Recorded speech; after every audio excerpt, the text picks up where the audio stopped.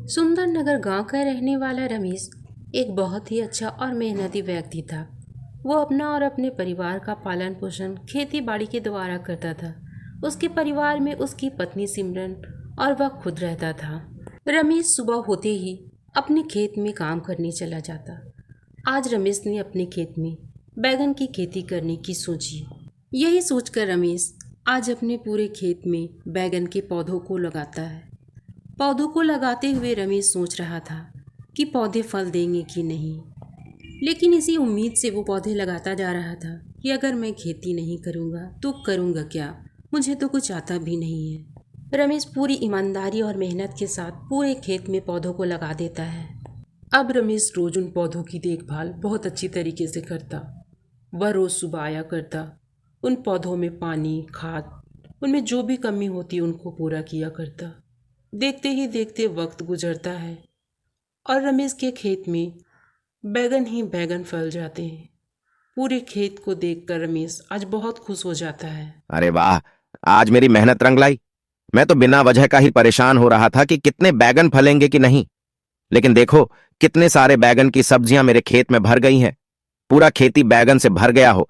मानो ऊपर वाला मुझसे आज बहुत खुश है। अभी जाकर घर में सिमरन को बताता हूं, वह भी बहुत खुश हो जाएगी। रमेश तुरंत ही घर जाता है और घर जाकर अपनी पत्नी सिमरन को सारी बातें बताता है। पति की बातें सुन सिमरन बहुत खुश हो जाती है और दोनों ऊपर वाले का बहुत शुक्रिया अदा करते हैं। देख लिया अन्ना जी, आपने ऊपर वाले की कृपा हम पर हमेशा बनी है और बनी रहेगी।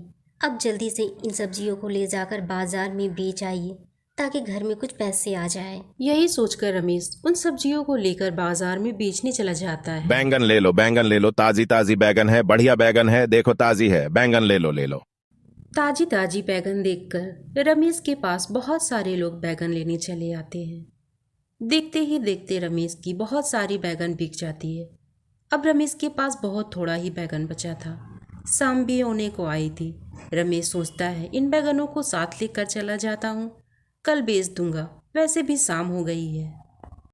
यही सोचकर रमेश बचे हुए बैगनों को अपने थैले में डालकर अपने साथ घर लेकर चलने लगता है।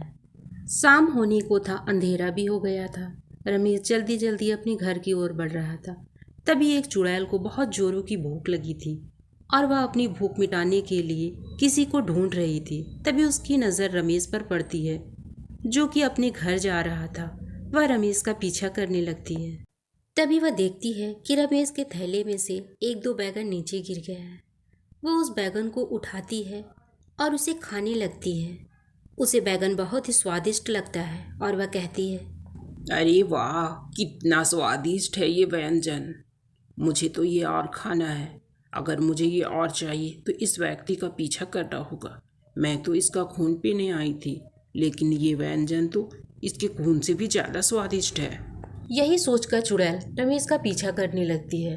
पीछा करते हुए चुड़ैल रमेश के घर तक पहुंच जाती है। रमेश अपने घर के अंदर चला जाता है। चुड़ैल को अब खेत की तलाश थी। चुड़ैल बैगन की खेत को ढूंढती हुई वहां तक पहुंच जाती है और खेत को देखकर बहुत खुश हो जाती है। चुड़ैल बहुत भूखी थी। इतने सारे बैगन को देखकर वह खुश हो जाती है। वह सारे बैगन को खा जाती है। अगले ही दिन जैसे ही रमेश खेत में आता है, वह खेत देखकर चौंक जाता है और सोचने लगता है, अरे यह क्या हो गया? ये मैं क्या देख रहा हूँ? कल तो जब मैं बैगन लेकर गया था, यहाँ पर ढेर सारी बैगन लगे हुए थे। सोच रहा था अगले दिन आकर तोड़ कर ले जाऊंगा, लेकिन क्या हो गया? किसने मेरे खेत की बैगन चोरी कर ली? अब मेरा क्या होगा? इतनी मेहनत से बैगन की खेती किया था। इतने सारे फल इतने दिनों के बाद देखकर कितना खुश था। न जाने मेरी खुशियों को किसकी नजर लग गई। मेरा सारा बैगन किसी ने तोड़ लिया, सारी फसल बर्बाद कर दी। मैं तो लुट गया, बर्बाद हो गया। न जाने क्यों मेरे साथ किसी ने ऐसा किया। मैंने किसी का क्या बिगाड़ा था? मेरी तो पूरे मेहनत की खत्म हो गई। इधर रमेश की सारी बातें चुड़ैल खड़ी होकर सुन रही थी। रमेश को इस तरह से उदास देख चुड़ैल को उस पर दया आ जाती है और वह कहने लगती है, अरे ये मुझसे क्या हो गया? मैंने इस भले व्यक्ति का सारा फसल खा लिया, इसलिए ये उदास है। लेकिन मैं करती भी क्या? मुझे इतनी जोरों की भूख लगी थी और ये व्यंजन इतना स्वादिष्ट था कि मुझसे रहा नहीं गया और मैंने पूरा फसल ही खा लिया इसका। अब बेचारा उदास हो गया है। लेकिन कोई बात नहीं, मैं फिर से इसके फसल को उगा दूंगी, मेहनत करूंगी ताकि ये खुश हो जाए। बेचारी की फसल को मैंने खा लिया। इधर रमेश अपनी पत्नी सिमरन को जाकर सारी बातें बताता है। रमेश की बात सुन सिमरन बहुत उदास हो जाती है और कहती है, ये आप क्या कह रहे हैं? क्या सच में किसी ने हमारी सब्जियों को तोड़ लिया है? ऐसा कैसे हो सकता है? जिसने भी ये किया बहुत गलत किया है। देखना ऊपर वाला एक न एक दिन उसे सज़ा ज़रूर देगा इस बात का। आपने कितनी मेहनत से सब्जियां उगाई थी, लेकिन आप ऊपर वाले पे भरोसा रखना, सब कुछ अच्छा होगा। सिमरन रमेश को बहुत समझाती है, लेकिन रमेश को मानो झटका सा लग गया था। आखिर इतनी मेहनत से इतने सारी फसल जो उगाए थे। रमेश बीमार पड़ गया। सिमरन उसकी सेवा में लगी रहती। सिमरन हमेशा उसे समझाया करती कि सब ठीक हो जाएगा, लेकिन रमेश को बहुत बड़ा सदमा लग गया था उसकी सब्जियों की चोरी हो जाने का, इसलिए वह बहुत बीमार पड़ गया था। रमेश तो हर वक्त अपनी सब्जियों की फिक्र में डूबा रहता। उसे इसी का सदमा लग गया था। इधर चुड़ैल खेतों में पौधे उगाने शुरू कर देती है। वह खेत में पौधे, खाद, ज़रूरत की सभी चीज़ों को डालती है। कुछ ही दिन की मेहनत के बाद पूरा खेत फिर से हरा भरा हो जाता है। उसमें ढेर सारे बैगन लग जाते हैं। आज चुड़ैल भी बहुत खुश थे कि बैगन फिर से उगाए हैं। अब वो व्यक्ति जितना भी ये बैगन तोड़ेगा ये कभी कम नहीं होगा।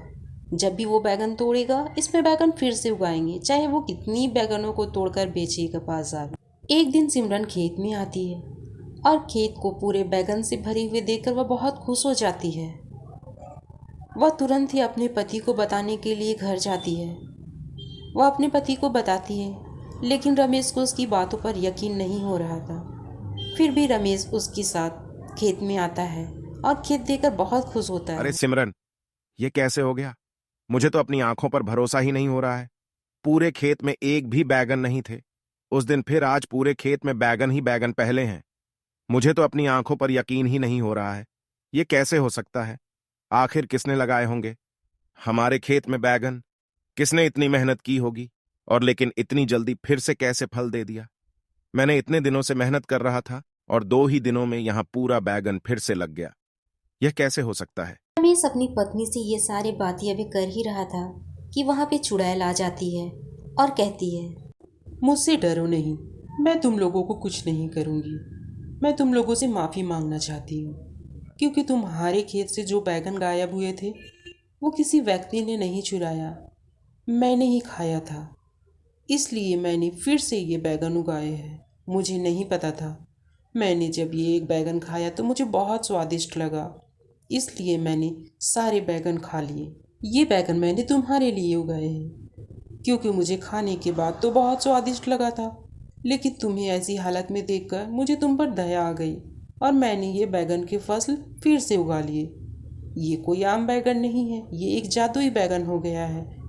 तुम इन फसलों को जब भी काटोगे ये वापस से बढ़ जाया करेंगी। तुम चाहे जितना बाजार में बेच लो, ये कभी कम नहीं होगी। चुड़ैल की ये बातें सुन रमेश और उसकी पत्नी बहुत खुश होते हैं कि उन्हें जादुई बैगन का पेड़ मिल गया। अब चुड़ैल भी अपने घर चली जाती है। रमेश और उसकी पत्नी चुड़ैल का शुक्रिया अदा करते हैं और दोनों हंसी खुशी से रहने लगते हैं।